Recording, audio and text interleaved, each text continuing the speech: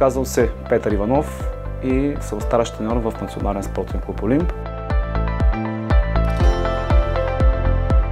Направлението, в което се занимавам, е спорт за здраве, спорт за възрастни и, разбира се, високо спортно майсторство, като то е афинитет.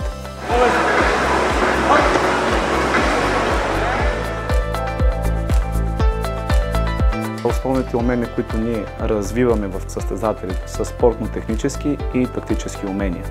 По-зналек стойност, опит да подобри и националния рекорд. Качествата, които ние искаме нашите деца да притежават, на първо място дисциплината, волята, търпението, отговорността и начина да полагат усилия към това, което правят.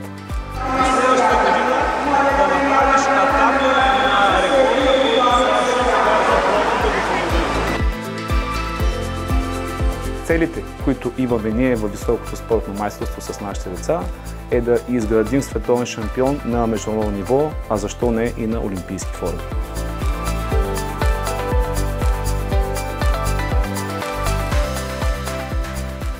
А какво е да работим в Национален спортен клуб Олимп? Това е място, в което ние можем да се развиваме, да си помагаме и да израстваме всички заедно.